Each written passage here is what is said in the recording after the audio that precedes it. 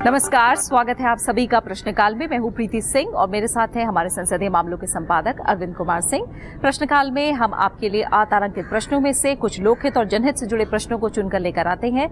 राज्यसभा के 249वें सत्र के दौरान 3973 अतारांकित प्रश्न यानी अनस्टार्ड क्वेश्चंस पूछे गए हैं, यानी वो प्रश्न जिनका जवाब सरकार या कहें संबंधित मंत्रालय के मंत्रियों की तरफ से लिखित रूप में सदन में दिया जाता है। तो आइए आज के हम प्रश्नों की शुरुआत करते हैं। और जो पहला प्रश्न है अरविंद जी, वो है अतिरिक्त आईएएस और आईपीएस पदों की स्वीकृति को लेकर हर्षवर्धन सिंह डूंगरपुर का ये सवाल है। इसका जवाब क्या? ये जो डूंगरपुर जी का सवाल जो है, ये जो आईएएस और आईपीएस कैडर रिव्यू को लेकर के है थी, और इसमें इन्होंने पूछा था कि महाराष्ट्र और राजस्थान सहित हर राज्य के लिए अखिल भारतीय जो सेवाएं हैं यानी आईएएस और आईपीएस, उनमें उनके लिए जो एडिशनल माने जो स्ट्रेंथ है उसके लिए क्या मंजूरी दी गई है, स्वीकृत किया गया है। तो डॉक्टर जितेंद्र सिंह जो कि लोक शिकायत और पेंशन मंत्रालय और कार्मिक मंत्रालय के जो राज्य मंत्री हैं, उन्होंने जवाब दिया कि आमतौर पर भारत सरकार हर 5 साल के इंटरवल पर, मतलब 5 साल के अंतराल पर राज्य सरकारों के साथ विचार विमर्श करके और कैडर रिव्यू की जो है कैडर रिव्यू करती है या उसकी समीक्षा करती है और फिर उसी हिसाब से कदम बढ़ाती है। अगर कहीं स्ट्रेंथ जो बढ़ानी है तो वो बढ़ा भी देती है। तो इन्होंने कहा कि जुलाई 2016 से जो भारतीय प्रशासनिक सेवा है यानी आईएएस और आईपीएस, इनके जो है इनके कैडर रिव्यू को किया गया है और उसका आगे आंकड़ा भी दिया गया है। और उन्होंने कहा कि जो महाराष्ट्र राज्य है उसका जो कैडर रिव्यू 2018 में किया गया, जिसमें भारतीय प्रशासनिक सेवा की कुल जो ऑथराइज स्ट्रेंथ थी उसको 361 से बढ़ा के 415 कर दिया गया है। वहीं इंडियन पुलिस सेवा सर्विस की जो है जो कुल स्ट्रेंथ थी वो 302 थी, उसको बढ़ा के 317 कर दिया गया है, यानी बढ़ाया गया। अब फिर दूसरा सवाल राजस्थान का है इनका। तो राजस्थान में जो आईएएस की जो स्ट्रेंथ थी वो उसको 2016 और 15 में जो है बढ़ाया गया है इसी तरीके से। और इसमें आगे एक आंकड़ा भी दिया है प्रीति कि जैसे छत्तीसगढ़ है, इसकी 2016 में टोटल जो ऑथराइज स्ट्रेंथ है 193 हुई है। मध्य प्रदेश, इस तरह से 2019 में पंजाब में किया गया है 231 है जो आईएएस की स्ट्रेंथ है, ये की गई है। महाराष्ट्र का 415 जैसे बताया ये किया गया। तो ये कुल मिलाकर के इस तरह से कुल ऑथराइज स्ट्रेंथ जो है अलग अलग ये 12 राज्यों की इसमें दी गई है। उसी तरह से इंडियन पुलिस सर्विस का भी जो बिहार में है 2017 में ये स्ट्रेंथ मतलब कैडर रिव्यू हुआ 242 हो गई है इसकी स्ट्रेंथ। इसी तरीके से महाराष्ट्र में 217 हो गई, 2018 में रिव्यू हुआ है। तमिलनाडु में 2018 में रिव्यू हुआ है। तो आईपीएस की स्ट्रेंथ जो है 276 हो गई है। और इसी तरह से कुल 13 राज्यों में ऐसा किया गया है। तो कुल मिला के ये सरकार का ये जवाब है प्रीति कि कुल मिला के समय समय पर जो ज़रूरतें होती हैं, क्योंकि जो प्रशासनिक जो ज़रूरतें हैं वो लगातार बढ़ रही हैं, बहुत सारे ऐसी चुनौतियाँ भी प्रशासन के सामने आ रही हैं। और एक आखिर में एक आंकड़ा दिया है प्रीति, वो बताना चाहूँगा कि कुल राज्यों की कुल जो ऑथराइज स्ट्रेंथ दोनों की दी हुई है। तो जैसे आंध्र प्रदेश में आईएएस की है 239 और आईपीएस की है 144। और उसी तरीके से अगर आप उत्तर प्रदेश का लेंगे तो उत्तर प्रदेश में आईएएस की 621 है और आईपीएस की 517 है।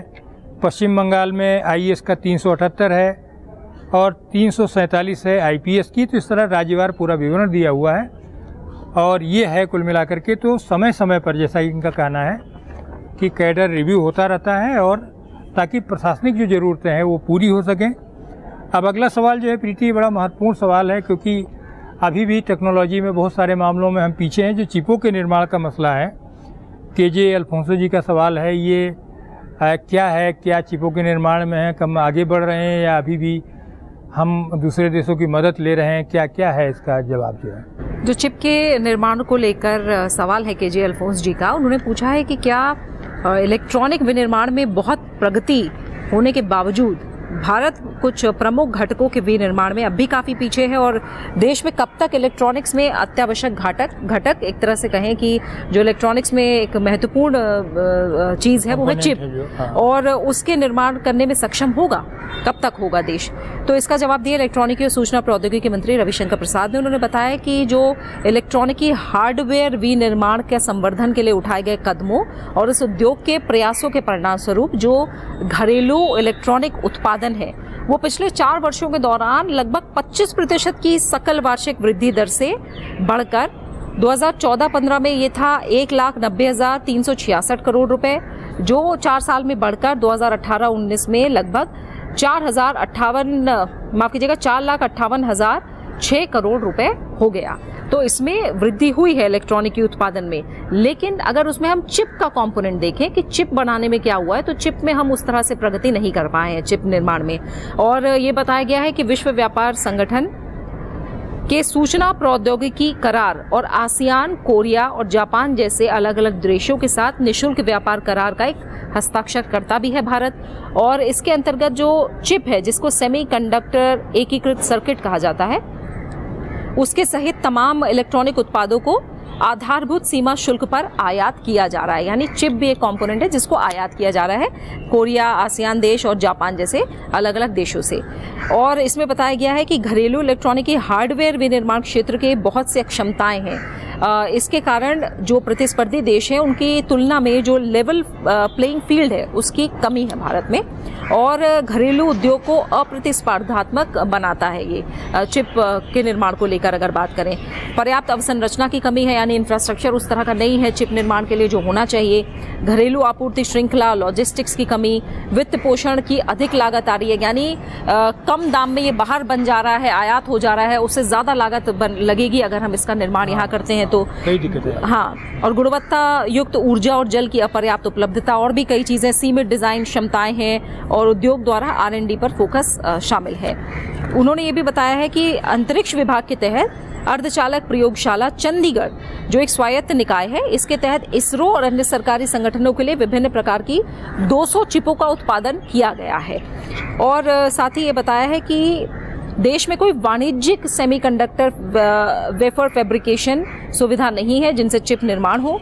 अब हम आगे के प्रश्न का रुख करते हैं, और ये जो प्रश्न है अरविंद जी, ये है खराब नेटवर्क और उपकरणों की समस्या को लेकर R.K. सिन्हा जी का ये प्रश्न है, इसका जवाब क्या है? बिल्कुल प्रीति, ये जो R.K. सिन्हा जी का जो सवाल है वो मुख्य रूप से हमारा जो ग्रामीण नेटवर्क है उसको लेकर के है। और ये सवाल पूछा है सिन्हा जी ने कि क्या जो भारत नेट प्रोजेक्ट है, जो ब्रॉडबैंड कनेक्टिविटी से जोड़ने का परियोजना है पंचायतों को, उसमें पूछा गया है कि क्या जो पंचायतें वाणिज्यिक और क्रियाशील ब्रॉडबैंड कनेक्शन से जोड़ी गई हैं, उनमें जो है क्या ये सही है कि 1 लाख गांव पंचायतें, ये इनमें जो है 50% से अधिक, यानी कुल पंचायतों के करीब, उसमें ये पाया गया है कि 50% से भी अधिक में गैर कार्यशील नेटवर्क या खराब उपकरण थे, जिसके कारण उनको कनेक्टिविटी में कठिनाइयाँ आ रही थी। तो इसका जवाब जो मंत्री ने दिया है, जो रविशंकर प्रसाद जी हैं, जो कि संचार, विधि, न्याय और इलेक्ट्रॉनिकी और IT मिनिस्टर हैं, उन्होंने कहा कि जो भारत नेट परियोजना है उसका जो कार्यान्वयन है देश की जो सारी गांव पंचायतें हैं, यानी जो 2.5 लाख के करीब हैं, इनको ब्रॉडबैंड कनेक्टिविटी के लिए चरणबद्ध रूप से किया जा रहा है, यानी फेज मैनेजमेंट किया जा रहा है। और इनमें से 1,18,105 गाँव पंचायतें, जिनमें ब्लॉक मुख्यालय भी शामिल हैं, उनका परीक्षण ब्रॉडबैंड कनेक्शनों से किया जा चुका है। इस समय गांव पंचायतों में 31,531 जो वाणिज्यिक ब्रॉडबैंड कनेक्शन उपलब्ध करा दिए गए हैं। और इसमें ये कहा कि कई ऐसे कदम उठाए गए हैं जिसमें जो है निगरानी उनकी हो रही नेटवर्क की। 13 जून 2019 को डिजिटल संचार आयोग जो है उसने भारत नेट परियोजना के चरण 1 के तहत 1,25,000 गाँव पंचायतों में रखरखाव संबंधी कामों को, इस सबको, इसकी निगरानी के लिए सारा काम जो है ई-गवर्नेंस सर्विसेज लिमिटेड को, CSC को सौंपने की मंजूरी दी है। और ये सारे प्रयास किए जा रहे हैं ताकि ये जो ज़्यादा से ज़्यादा जो ग्रामीण हमारा नेटवर्क है उसको मजबूती मिल सके। प्रीति, इसमें और विस्तृत जवाब दिया गया है, जिसका अर्थ ये, इसमें एक और इम्पॉर्टेंट चीज़ दी गई जो बताना चाहूँगा कि अब तक 43,558 गांव पंचायतों में वाईफाई हॉटस्पॉट स्थापित किए गए हैं, जिसमें से 12,04,000 से अधिक प्रयोक्ता जो है उसमें शामिल हैं और 14,770 गांव पंचायतों में सेवाएं उपलब्ध कराई जा चुकी हैं और बहुत सारे ऐसे कदम उठाए जा रहे हैं। इसमें बिहार का भी दिया कि सांसद बिहार के हैं, उन्होंने जानना चाहा कि बिहार में क्या स्थिति, तो उन्होंने कहा बिहार में कुल 8,842 गांव पंचायतें हैं, जिनमें से 6,268 गांव पंचायतों में ये सेवा उपलब्ध करा दी गई। तो इस तरह से कहिए काफ़ी हद तक यहाँ आ चुके। एक बड़ा महत्वपूर्ण सवाल है प्रीति आगे, जो IIM है, मैंने भारतीय प्रबंध संस्थान, उसमें छात्राओं के एनरोलमेंट की क्या स्थिति है। प्रभाकर रेड्डी, वेमी रेड्डी जी का सवाल है, क्या जवाब है इसका, कहाँ तक पहुँची छात्राएं यहाँ?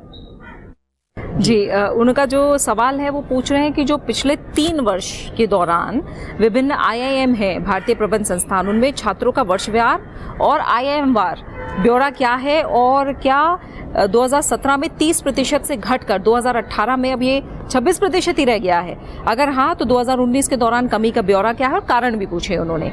मानव संसाधन विकास मंत्री रमेश पोखरियाल निशंक ने इसका उत्तर दिया।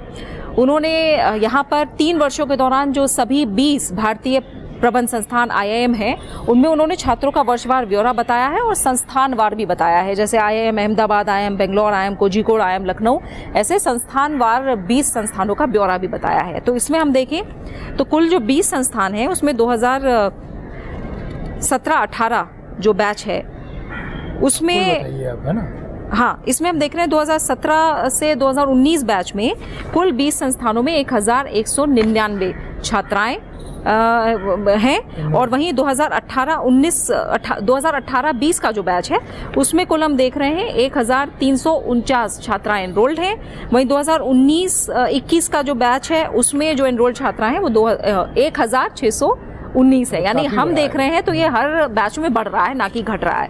और उन्होंने प्रतिशत में बताया है कि IIM में वर्ष 2017 में जहां 25.69% छात्राएं एनरोल्ड थी, वहीं 2018 में बढ़कर ये 26.85% हो गई और 2019 में बढ़कर 30.61% है। यानी इस जवाब से खुशी मिल रही है कि ये जो छात्राओं का एनरोलमेंट है वो कम नहीं हुआ है IIM में, बल्कि बढ़ रहा है वर्षवार, बदल रहे हैं। हाँ, और उन्होंने ये भी बताया कि कोई लक्ष्य ऐसा नहीं है जो सरकार ने निर्धारित किया हो कि ये इतना लक्ष्य इतनी होनी चाहिए, क्योंकि IIM अपनी खुद की नीति बनाने के लिए स्वतंत्र है और उसमें सरकार हस्तक्षेप नहीं करती। लेकिन फिर भी ये है, देखा जा रहा है कि IIM ने छात्रों की संख्या में वृद्धि करने के लिए इसे काफी महत्व दिया है अपने संस्थानों में। तो ये जवाब दिया गया है मंत्रालय की तरफ से। तो अरविंद जी, अब इस अंक को हम यही समेट रहे हैं और अगले अंक में हम कोशिश यही करेंगे अरविंद जी कि मंत्रालय के जरिए हम अलग अलग मंत्रालय पर लेकर आए, कैसे किया जाएगा वो आप बताएं अगर। हाँ बिल्कुल, हम लोगों की कोशिश ये होगी, क्योंकि जो हमारे बहुत सारे दर्शक हैं उनकी ये मांग रही है कि आप एक ही विषय को क्यों ना फोकस करें। तो कुछ ऐसे मंत्रालय हैं जिसमें जैसे मान लीजिए एग्रीकल्चर है, डिफेंस है और ऐसे करीब 1 दर्जन ऐसे मंत्रालय जिनमें सांसद सबसे ज़्यादा सवाल पूछते हैं। तो हमारा फोकस ये होगा कि ऐसे मंत्रालयों को, परमाणु ऊर्जा को भी हम लेंगे, हम बिजली को भी लेंगे, स्वास्थ्य होगा, तो हाँ, स्वास्थ्य है, रेलवे है, तो परिवहन का बाकी क्षेत्र है, जो जल परिवहन का क्षेत्र है, हम अलग अलग सवाल लेकर के आएंगे ताकि लोगों को ज़्यादा ज्ञान वृद्धि हो सके और देखें कि हमारे जो सांसद हैं वो भी किस तरह क्षमताओं को अपने प्रदर्शित करते हैं। ये है प्रीति। ठीक है, तो हम ऐसा ही करेंगे, आगे पूरी कोशिश होगी, एक एक मंत्रालय पर चर्चा करेंगे। फिलहाल यहाँ पर हम इस अंक को यहीं समेट रहे हैं, अगले अंक में जल्द मिलेंगे, तब तक के लिए इजाजत दीजिए, नमस्कार।